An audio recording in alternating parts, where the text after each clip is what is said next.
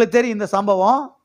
இங்கே இந்த இளைய குமாரன், கெட்ட குமாரன், பலவிதமான பேரெல்லாம் கொடுத்துருக்காங்க நம்ம ஆட்கள் கிறிஸ்தவ வட்டாரத்தில்.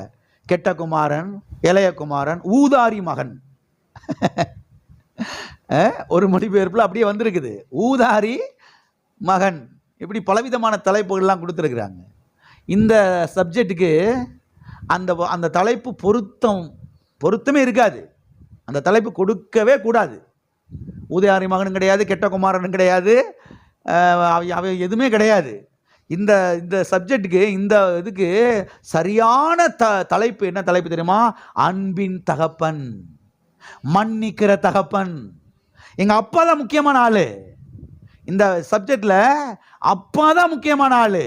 ஏன்னா இவன் பண்ணி குடிசைகளை கடந்து எந்திரிச்சு ஓடி வர்றா, ஓடி போய் கட்டி பிடிச்சு நினைச்சாரு, முத்தம் கொடுக்குறாரு. நம்ம நினைச்சிருப்போம், டேய் பண்ணி நாத்த வருது, முதல்ல குளிச்சுப்பாடா, முத்தம் அப்புறம் கொடுக்குறேன். முத்தம் கேட்குதான், முத்தம் பண்ணி பெயர், பண்ணிக்குள்ள கடந்து வந்திருக்க, பண்ணி குடிசைகளை உருண்டு வந்துட்டவனுக்கு போடா முதல்ல அப்படின்னு இருப்போம். ஆனால் கர்த்தருடைய அன்பு இருக்கு பாருங்க, அந்த அன்புக்கு முன்னதாக பண்ணி நாத்தமெல்லாம் ஒன்றுமே இல்லை, நம்முடைய பாவமெல்லாம் ஒன்றுமே இல்லை. அவருடைய அன்புக்கு முன்பாக, அவருடைய அன்புக்கு முன்பாக ஒன்றுமே இல்லை என்பதை தெரிந்து கொள்ளுங்கள். அப்பா யார் என்பதை புரிந்து கொள்ளுங்கள்.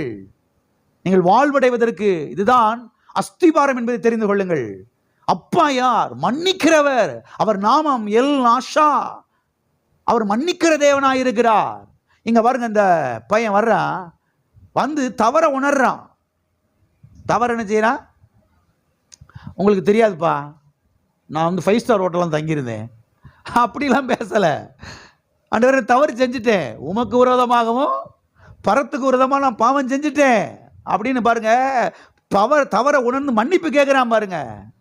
உணர்ந்து மன்னிப்பு கேட்கும் போது தான் கர்த்தர் என்ன செய்வார்? கிருபையா என்ன செய்வார்? மன்னிப்பார். மூடி மறைக்கும் போது என்ன செய்ய மாட்டார்? மன்னிக்க மாட்டார். ஆகவே நம்முடைய தேவன் யார் என்று சொன்னால் பாருங்க, அவர் மன்னிக்கிற தேவனாயிருக்கிறார். அவர் எப்பொழுது மன்னிப்பார் என்றால், நம்முடைய தவறுகளை நாம் உணர்ந்து அவரிடத்தில் மன்னிப்பு கேட்கும் பொழுது, அதை அறிக்கை செய்து விட்டுவிடும் பொழுது அவர் என்ன செய்வார்? நம்மை கிருபையாய் மன்னிப்பார். ஆமென்.